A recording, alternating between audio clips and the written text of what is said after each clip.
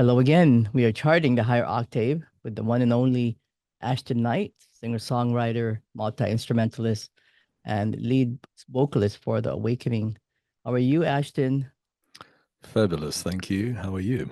I'm very, very well. Thank you very much. The last time, as we were talking, the last time you were here was in April of 2020. Oh, yes, And, yes. it was actually a podcast. It wasn't. It was. I didn't have my YouTube channel at the time, and it was right on the pandemic, right after the pandemic broke out. Right, Uh, right. And I go, wow, that was a long time. It seems like a long time ago. And yeah, so many things has happened since. I mean, I've seen all the stuff you've been doing, Mhm. my call with the Beauty and Chaos and your own Right. and you're touring. And one thing I really admire about you is that you are in social media, but you have this discipline. You're not in social media like constantly like other people. You Thank you. Yeah, I think it all becomes exhausting, to do it or to be reading it. So, yeah, I think small doses is good. I know that's hard, especially now with social media like blowing up and everywhere. Mhm. And Yeah. people just going in and then not even finishing. It's like short attention span. It gives, Yeah. and then they just AI breaking out, and just changing the world. So I really admire Yeah. the discipline that you have. I always Thank you. read about you a lot, and just knowing what's going on with your life. You've written this. I think you're coming out with your second book. Yeah, I published my second book last year with my most recent solo album, which is called Autumn's Children. So the first the first book was when we first spoke, which was Mhm. with Waiting for a Voice, and you know, at that time we were all in a very introspective space, with the world shutting down and going up in flames with COVID, and it seemed like a good time to see what my lyrics looked like on a page, and then what my thoughts looked like on a page, and then I was telling stories and I was writing poems, and it just evolved from there. So when I did the next solo record, it felt like it made sense to kind of carry on with that theme. And I think the Autumn's book is yeah, it's an evolution, I think, from the Waiting for a Voice book. I think as a standalone book, I think Autumn's Children probably reads better because it's less about me and the world going up in flames with COVID and all of that, and more about the sort of importance of art and the way I perceive that, and then of course the stories. I think I really got more into the short stories with the new book, and really enjoyed that and look forward to expanding that aspect of my life. So what are some of your inspirations to write that? Because I know it's I don't know how you do all this stuff that you're doing. Besides your collaboration with other musicians and talents. Mhm. Well, I think I would usually jokingly say that there's a coffee brand called Mississippi Mud, which is really, really strong, and that gives me the energy to leap out of bed every morning and chase down all the things I want to do. But the truth is, I'm perpetually inspired by almost everything. I find anything from art and movies and books and film and poetry and nature and conversation and relationship. Everything inspires me to ultimately want to create something. That's just kind of how I'm wired. So with the writing, yeah, there are authors I enjoy and there are poets that I enjoy, but I think it's really coming from the same place that I write from when I'm writing lyrics or I'm writing music. It's ultimately me. I think we're all the sum total of all of our influences and experiences, and that can be, as I said, art and artists, or it can be your parents or your friends or your loved ones, or whatever. And for me, it's more of the bigger problem for me is limiting what I put out, because I just feel I've often described myself as a compulsive songwriter. Like I should go to a compulsive songwriters meeting, where we all, hi Ashton, you're okay, it'll be fine. It's just another 20 albums and you'll get it all out of you. And it's one of those things. It's definitely far more of a blessing than a curse. I'm well aware of that. It's I've never struggled with writer's block or anything like that. Quite the opposite. And writing books has just given me another avenue, another way to express myself and explore that aspect of my creative life and my personal life. So yeah, there's no one writer or whatever that I'm sort of inspired by. I think when I wrote Waiting for a Voice, I was rediscovering Patti Smith in a big way. And I'm more of a fan of her writing than I am of her music, and I do love her music, but I find her very inspiring as a writer and as a poet. Yes. And so you could say I was coming from that kind of place. I grew up on poetry of anyone from William Blake to Jim Morrison, and I think a little bit of all of that's going to come through. I think the short stories, people have drawn comparisons to people like Neil Gaiman, and I think that's fair. I do enjoy the magical realism, and it just comes naturally to me. It's not that I'm emulating these people. It's just those are influences, and that's part of life. Yeah. And I think, especially with my new record, the New Awakening record, it's a celebration of the influences and a celebration of the things that made me want to do all of this in the first place. And it's a good place to be. Yeah, especially where you grew up, right? I mean, and you Hmm. grew up in a time where, it was very difficult to even express yourself. That's why That's right. I'm really amazed how you became who you are. I mean, one of my favorite songs by The Awakening, of course, is The Dark Romantics. Mhm. That song really, I think I mentioned that before in a previous interview with you, that it really expresses who I am as because I'm Wonderful. dark Thank you. romantic, and I Hmm. love that, and the whole lyrics too expresses who you are. Where the poets, I think you have a lyric there where the poets go, Yeah. Our which is dreams are where the poets go. Yeah. Hmm. so like that's me as well. I love Yeah. poetry as well, and I graduated in literature, so I totally Oh, understand where you're lovely. coming Yeah. from with the music and the lyrics. I think lyrics is so important for an artist, and Absolutely. Yeah. I think for me, my work is lyric driven, and I appreciate work that is lyric driven. It's very rare that I would get into something that's all about the music. Music's important, but to me, the music supports the lyrics, and the lyrics paint the picture, and the Mhm. lyrics and the voice, that's what engages the listener. For me, anyway. I know there are people who are just into styles of music, and that's cool. But for me, growing up on people like David Bowie and people like Nick Cave and Leonard Cohen and all these really wonderful songwriters and wordsmiths, and many of these people write books as well and are authors in their own right. And that's just, yeah, it's always been the most inspiring thing for me, and that's what comes through in my work. And back in school, English and creative writing and all of that, and my second language, Afrikaans, those are my favorite subjects. Those are the things that I was engaged by and found I could engage others in. Yeah, I share that passion with you with Nick Cave and Leonard Cohen and all of those. I totally agree. Those are and you, of course, so amazing. Thank you. Thank you. I know you have a single out now. It's called Mirror Midnight with a Mhm. amazing video that you just Thank you. released as well. And this album, which is coming out October 18th, I know is called The Awakening. Is that right? Correct. Yeah. Self-titled. Yeah. Oh. So why did you decide to call it the Awakening? Because I know usually people that have a debut album, they call it the they're self-titled, Mhm. right? Mhm. Well, it's the way this all happened. It was just a very natural evolution that led to creating this record. It's, yes, this is my 12th album as The Awakening, and it's odd, I guess, to finally use a typically debut title. But I think, as I was saying a moment ago, I just, it almost happened by accident. I was just listening to a lot of the records that I used to listen to when I started, everything from Sisters of Mercy and Bauhaus and The Cure and all the kind of classic goth rock bands.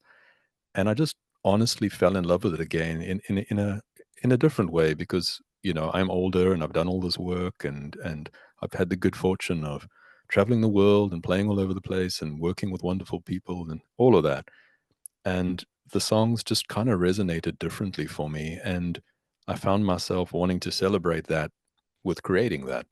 And I thought, well, let me just do a little EP, you know, and it started off as an EP and ended up being 30 songs or something like that. And then I had to pick the best ones or the ones that worked well together.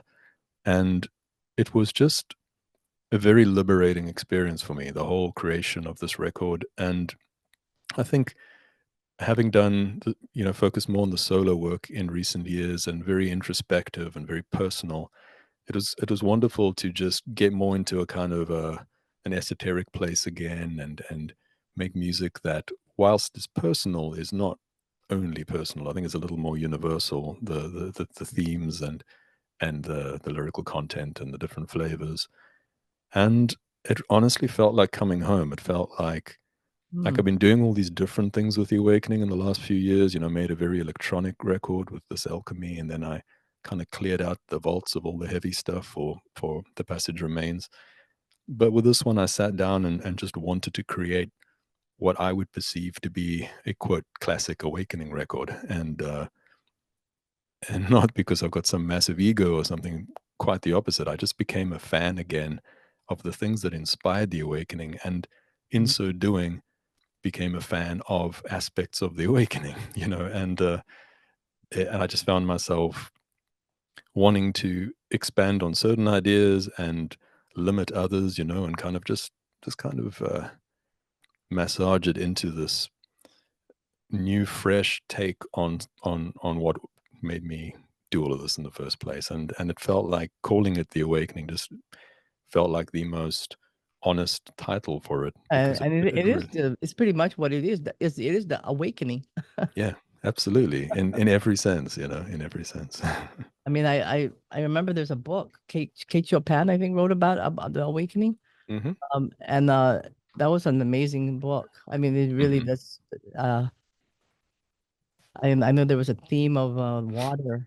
It was just so beautiful, deep as water, Yeah, yeah. The term, I think I think for me, I took it from, well, I know I took it from, there's a Jim Morrison poem where he says, "The dead are newborn awakening." Oh yeah, And fine, yeah, I just loved that, and yeah. was such a Jim Morrison and the Doors fan, especially in my teen years. And I mean, I think we all were, right? Oh yeah. And I think the first Doors album I ever heard was actually An American Prayer, which is not a Doors record, it's a poetry album. So I think when you know all of that, it kind of all starts to make sense as to the choices I've made and the obsession, if you will, with lyrical content and all the power that you've got there, and what a beautiful thing that can be. It doesn't need to be wielded in an ugly way. And I think I might have lost my train of thought, but I think we were, No, yeah, we're you. talking about The I listen Awakening. to That's it. right. That's where I got originally it was from a Jim Morrison poem. And then, of course, I loved the implication of a reawakening of, with the Gothic angle that I was celebrating and have continued to. There were aspects of that had kind of fizzled out, and there was an awakening of sorts, in creating what we did and have continued to do, especially in my own country where there was not much of that going on at the time. And of course the Renaissance being an awakening, and I love the connotations of all of those things. So here Yeah, we are. I'm also a Jim Morrison fan. I had a show, a previous radio show called A Feast of Friends. So Ah, yes. I totally can relate to. See, I'm relating to you in so many ways, in so It's many. wonderful. Yeah, that's why I feel like wow. I'm always so happy when I see your name on. I want to talk a little bit about your collaboration with Michael and Beauty and Mm, Chaos. I love yeah. that track in particular that you it's called Made of Rain. Yes. I know you also wrote that, right? Yes. I know he has a collaboration. He's a really wonderful collaborator. He gives a lot of freedom. Oh, yeah. Yes. Yeah, it's wonderful, excuse me. The the first time we worked together, we ended up writing the song that became kind of like the signature song for Beauty and Chaos, which is Storm. It ended up being the title track, and he's used lyrics from that song in other releases and in kind of merchandise and the whole trip. So it's a huge honor for me um, to be part of something so really organic and wonderful and on so many levels.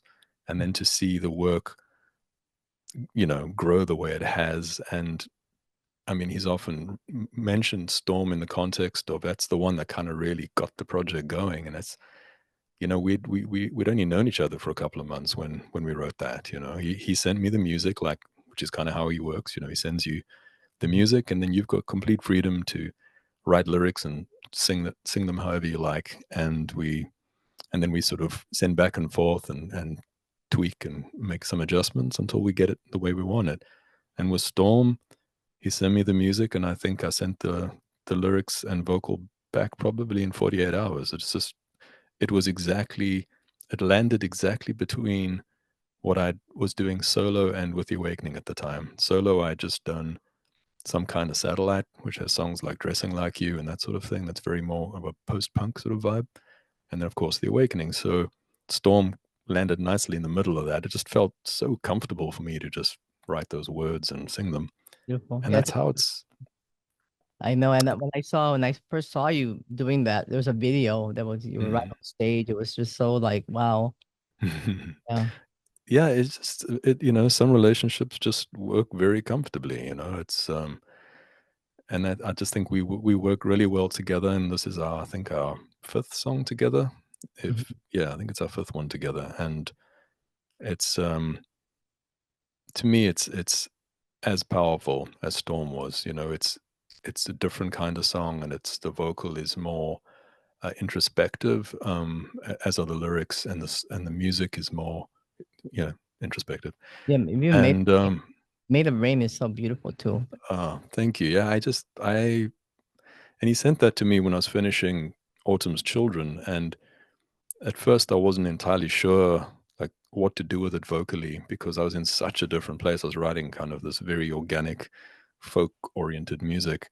But there's a song on Autumn's Children called Into the Dream, which it's got a very Mm. David Lynch meets David Bowie kind of flavor to it. And I took that sort of approach when I wrote Made of Rain, and then it made complete sense to me. It's like, oh yes, this fits beautifully. And I kept saying, oh, I can redo it, and I can and he loved the take the way it was. And yeah, it was when we did the music video for it, it really felt, you could feel the power of the song when we were all, standing there singing it and playing it Mhm. literally in the rain. It, Oh yeah, I know. That's great. we felt, and it's an absolutely beautiful song. I'm going to be hopefully including that on the tour I'm doing. So it's, Oh, great. when you've put out, in total, I put out 20 records with this new Awakening rec. And, I can't even play one song from each album because I'm not going to fit them all into a show. So I think the fact that I'm aiming to do at least 2 Beauty and Chaos songs speaks to how highly I think of Beauty and Chaos and how important that project is to me and those songs are to me. So I think it's wonderful to have Yeah, a one thing with Michael, he really embraces the concept of family, whether it's his family or musician family. And even me, as a DJ, I was like, I was one of the few early when he started that project. I interviewed him, and so he said, you're part of the family too." And yeah, I feel like I'm part of the family. You that's know, what, yeah, I absolutely. totally appreciate that type of style of music and his Mm. passion. And I'm all about rock and roll and Hmm. early days, of the dark. We all have that what do you call that quality of the nocturnal quality. I mean, you're Ashton. Right. It's funny you have the night, and I have a nocturnal, which is all about the night scene, the Yeah. darkness and the so yeah. So we were talking about, and I mentioned to him, you guys should do a live show, Oh, yeah. Beauty and Hmm. Chaos, and get Ashton there and all Hmm. it doesn't have to be everybody, whoever can make. Hmm. Yeah. I think that would be a sold out show, and I would fly to LA, wherever that is, Hmm. to attend, because it's I Oh, yeah, I think it'd be wonderful. We've been talking about that over the years, and of course, COVID ruined everything for everybody for so long. yeah. And bearing in mind we only put out the first Beauty and Chaos album, I think it was 2018. So not long after that, the world shut down, and I've only now just started touring internationally again. It's been a long I a know. long road to get back on the road, so to speak. So I'm sure we can revisit all of those ideas now that, you know, I think so. the I new think albums are out and all of that. I think it's time too. And I know you also work with Mark Gemini Twait, who I did an interview with more recently, and he's a Hmm. fascinating guy. And Hmm. he's such a collaborator. You know, he kind of puts people together, kind of introduces people. He just does a lot of that magical stuff. You know, Hmm. and I know you worked with him in an album and some music Yeah, collaboration. we did. Um, his first collaborative album was very similar to Beauty and Chaos. The sort of the principle behind it, where Mark was writing the song, the music, and then approaching different singers to, you know, write words and sing them. And that's essentially how Michael heard me, because Mark is a Schecter artist as well, Schecter guitars, Yeah, and yeah, you know, so Michael heard me singing with Mark, and you know, we made the introduction, and yeah. that's how it goes, you know. And then Mark and I also released a full collaborative album together called Gemini Mhm. Nyte, and Yeah, yeah. similarly there, you know, we wrote songs really quickly. He'd send me the music, and I'd send him back with lyrics in no time at all. It was just when things click artistically, it's a wonderful thing, Yeah. and Mhm. yeah. Yeah, so this single that's is out now. It's called Mirror Midnight. How many tracks did you say you're gonna have in this album? It's 12 tracks, Okay. 12 new songs, all originals, and this is this song kind of sets the scene really for me, because Beautiful it's song. I mean, it's the first song I heard, and it's just like it really took me away. So I know all the rest is probably gonna be just as good. oh, thank you. Yeah, it's the album is diverse, but it's, I think, you know, it's one of those where if you like the lead single, you're not going to be disappointed. You know, the album doesn't go veering off into there's no hip hop or something hiding in it. You know, it's very much a gothic dark wave record, and there are songs where I that are more focused on acoustic or 12-string acoustic, that sort of thing, Mm, and more atmospheric cinematic songs. But I'd say the Mirror Midnight is the best representation of the album, mm, and this, you know, this the general feel and style and energy of the record. mm. You know, I feel like you're very spiritual. Hmm. I don't know if you are. I mean, I don't mean like religious. I don't mean that kind of Hmm. spiritual. I meant like Hmm. more like you know, you're deep and you have. Thank you. I mean, do you do any kind of spirituality like meditation or anything like that, or how do you set your morning routine? Oh, my morning, my morning routine Besides the usually, coffee. yeah, it involves crawling to that coffee machine generally. But once I'm caffeinated and I can start thinking about the world and all the rest, yes, I would say I'm a spiritual person. I agree with that, and I, you know, my personal beliefs are, I think if you listen to the words and read them, you can probably figure those out. But Mhm. yes, I do. I believe there's definitely a God, and thing, and that's a whole lot bigger than me, and I I don't subscribe necessarily to the, as you said, not a religious person. Not, I wouldn't subscribe to a specific religion, so to speak. But I think I am a believer, and I do have faith, and I yeah, I practice the a mindful approach and a state of personal awareness, which I hope is encouraging and one of love, in like the character of Jesus. You know, it's I think you've got a wonderful example there of what love and acceptance can look like, and without getting into religion, without getting into the Mhm. pitfalls of religion and the some of the the difficulties with religion.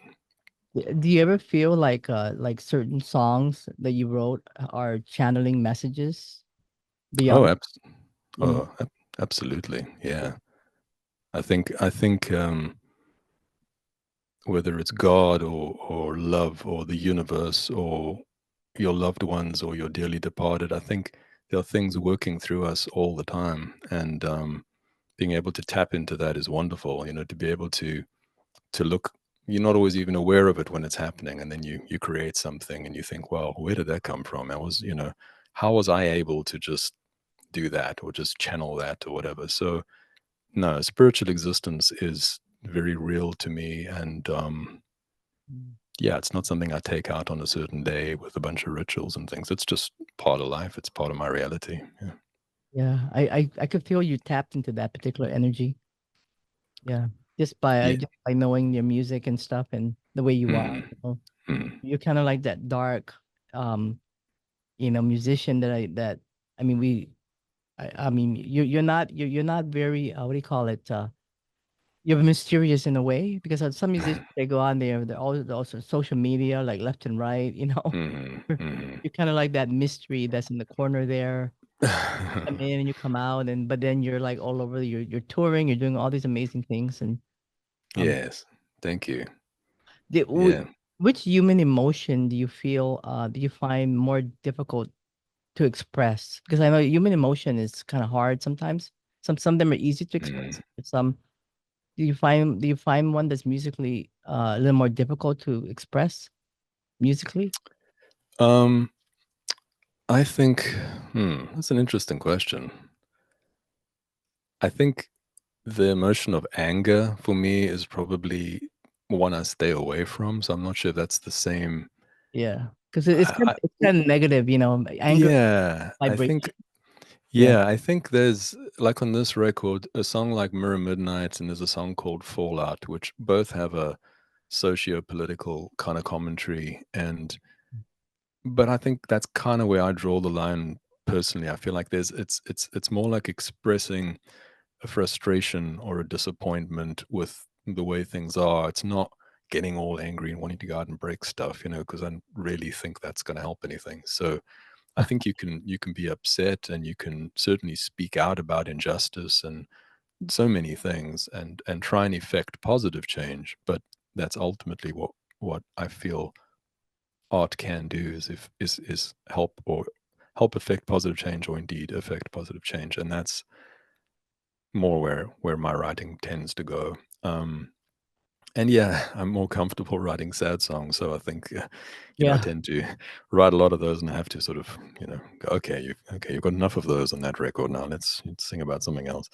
And it's not because I'm a sad person necessarily. I think it's just a type of writing that interests me. It's the human condition and how we overcome Mhm. the many things that we all have to deal with on a daily basis, on an hourly basis. There's just all this stuff being thrown at us, and baggage we've got from being from our childhood or whatever, all these things that we're constantly navigating.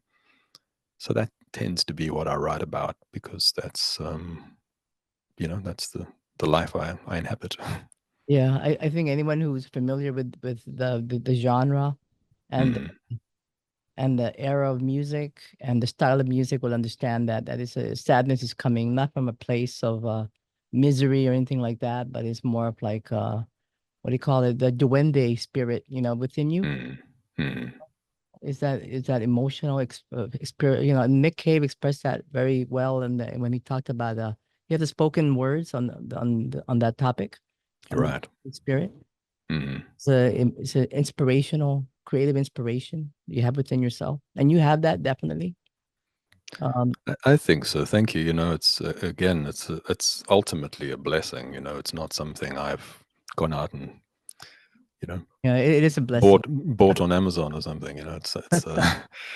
It's wonderful. And I use the word celebrate a lot, like celebrating aspects of art or life or love, all these things. I just think if you try to approach life and your work with a spirit of celebration, it frames things very differently, and because each moment is precious, and we get to have this conversation right now, and that's precious. That's not nothing, and yeah, that's one of my little philosophies. It's Yeah, not, I'm not Buddha, but I'm not a Buddha or a great philosopher or anything. I just have my little ideas about things, and it helps me make sense of the world.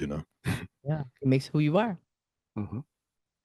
I know you've been involved too with film, and Mm, I know your songs have um uh you have some works and scores you've done. mm. Can you talk a little bit about that? I know there's so many. I don't even know which. Yeah, there's, I mean, different ways to be involved in film and TV as a musician, as an artist, creator. But from a musical perspective, there's the song licensing, essentially, where somebody licenses your song and sticks in a TV show or a movie or whatever. And I've been very fortunate to have that happen. And, it was on the Pretty Little Liars original Sin reboot. So that actually, they had Dark Romantics in that, which is pretty cool because I love um, them. Like one of my favorite songs and the dance. thank you. And that particular show, um, it's an HBO show, so that's great. It's wonderful to be in that world. But that particular episode, I mean, they had like but David Bowie and all sorts of really amazing artists in there, and there's my song thrown in. So I'm very happy about that one. And then of course you've got scoring where you literally, and I'm not just explaining this to you, I'm just mentioning to people who are listening who may not know the difference of all these things. Scoring is when you create the music that you hear in the background or whatever Mm. in the different scenes. So it tends to be generally instrumental work. And I was fortunate to work with Ethan Gold, the composer, on a movie called Don't Let Go a few years ago, and he would write the songs and then send them to me, and I'd kind of make them all spooky and weird, and together and then I'd physically score it. I'd sit with the frames of the movie, and you make everything sound cool, and that was a wonderful experience as well. And most recently, I had again an old Awakening song was used in a movie called Pale Horse, Mm. and Pale Horse was the last movie that Terry Pearry Teo. It's still early in the morning. I've got to get my brain right. Made, and it's horror movie, which tends to be the work. My music tends to be involved in horrors and thrillers and darker things, but that kind of makes sense. And Mm. that's just come out, so that's pretty exciting. Pale Horse, you can catch that on Amazon or That's all the great. places that you can watch movies. Yeah, so it's an ongoing interest of mine. I think I've always thought in very cinematic ways.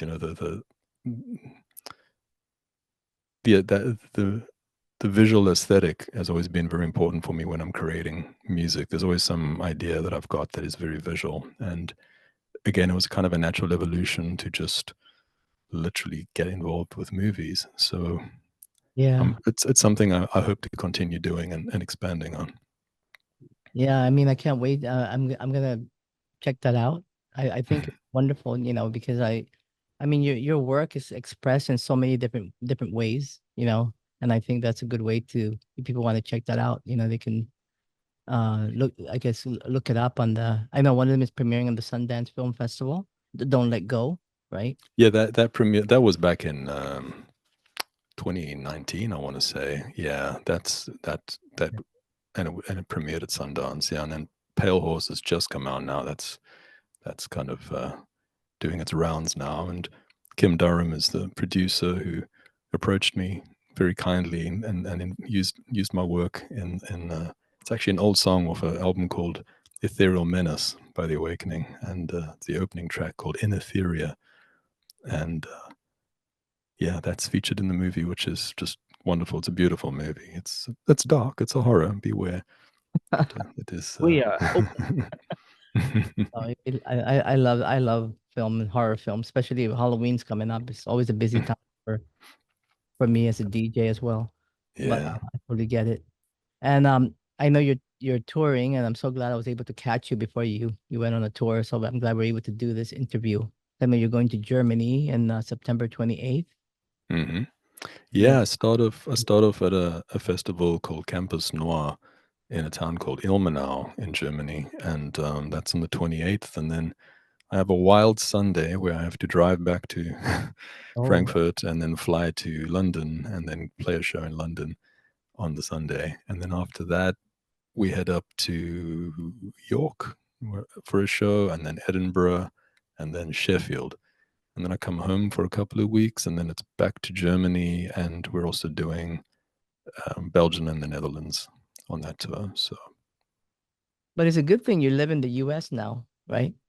oh yes, yes. Do you visit family? Well, no, my family, my mom lives with me here. You know, we essentially we were in the process of bringing my parents over just before COVID happened, but my I dad remember that. I yeah, remember yeah, my talking dad passed about, yeah, I just remember before. about that, Yeah, yeah. so mom's been living with us since 2020, and my sister lives in Dubai actually. So I don't have too much family left in South Africa at this point. I certainly have friends there still, but I've not been there since 2020 when my dad passed. Yeah. Do you have any upcoming I know being a writer poet, do you have a particular myth or maybe something to do with sci-fi, something futuristic? I mean, I don't know if you like that. With so many things going on now with AI and Mhm. Yeah, I I do enjoy that, but I tend to write more in the kind of magical realism realm and more in the lore and folklore and that sort of thing. That kind of interests me more as a writer. I haven't, I think AI is so prevalent that it's like I don't even want to write about it, and it's going to kind of sneak into my brain and take over my life. But no, it's there's obviously a lot of very positive applications for AI. I just don't really want AI creating art where artists could be creating art. I know that's been an issue for so many, artists. But Yeah, get that. yeah, yeah. Well, congratulations on on your tour and the new album. And I know it's coming out on The Awakening album is out Yeah, October 18th on yes. Intervention Arts. Hmm. And are you gonna be releasing some other singles before then? We are. The next single is called Your Vampire, Oh, and that'll be out early October, so before the record comes out. Basically, once I get back from the first tour, we'll put out the new video and single, and about 10 days before the album comes out, I think that's about right. And then it's off to the next tour. So then I'll be singing Your Vampire on the next tour. oh, okay. Wow, they're so busy. That's amazing. And of course, big shout out to Shameless Promotion PR. Oh yes, So thank you, amazing. Shona. Yeah, Mhm. she's so wonderful. Absolutely, yeah. She keeps me busy, that's for sure. Yeah, yeah. She's so disciplined too, just like you. It really helps when you have a discipline, someone disciplined because, you don't have to worry too much. Yeah, absolutely. There's the misconception that it's all just fun and rock and roll and whatever, but to be able to have that fun and play that rock and roll, you need to be pretty organized. It's and Yeah. as you said, discipline to kind of make these things happen. Do you have any recommendation for like a young artist who's just starting out and they love your music and they want to be just like Ashton Knight? Yeah. Well, my recommendation is always to follow your passion. Is to make what you're passionate about, what you really love. Um, because no matter what happens, whether it's you know loved by millions or loved by two people, at least you've made something great, something that you're always going to be proud of, and something that you love. That's my main thing, my main piece of advice. And then don't give up. It took me 4 records before I wrote The Dark Romantics, and the rest of the world knew about me. Up until then, I had a lovely career in South Africa, but no one outside of South Africa had any idea of what I was doing. So yeah, four albums, Mm. and then it kind of started happening for me on a global sort of level. So yeah, and these days at least you can get out, you can get put your work out to the whole world in one go with all of the streaming options. But don't be discouraged if it doesn't happen immediately. That's my second piece of advice. That's a very good advice. Yeah, people give up so quickly and so easily because Mm. it's hard, Yeah, yeah. Toil and labor is what it is, right? Oh, yeah. Overcome Mhm. that and you can overcome anything. Many Yeah, successful people have done it so many times before they actually got to where they want to be. So, right. and you're one of them. So, thank you for that advice. And I Thank know you. that your official website for The Awakening is theawakening.com. Mhm. And of course, you're on all the social media side with Facebook, Instagram, YouTube, and Yes. of course, people want to check out the release date. It's coming out again, October 18th. Mhm. Mhm. We'll try to get this out also before then, this interview. Wonderful. Thank you. And thank you so much for having me on your show again and Oh for no, doing thank you. Well, no, but this and time now, your people can see you, which is actually way better than just being just a voice, just a dark baritone voice we all love. Yeah. Yeah. Oh, now we can It's see like the man. they can be scared by the face and the voice, so it's two for the price of one. Yeah. Yeah, Yeah. thank you. Well, thank you very much and So much. good luck with everything for you. Yeah, same to you. All right. Great. Take care Thank now. you.